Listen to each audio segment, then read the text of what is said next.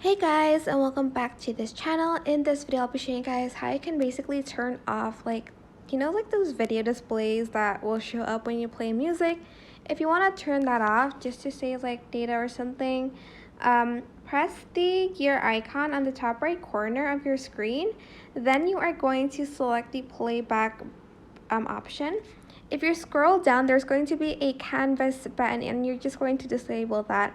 What this does is that it turns off the looping visuals on tracks. As you can see, if you enable it, it will display short looping visuals on tracks, and that's how you can basically disable the display on Spotify. I hope this tutorial was helpful for you guys.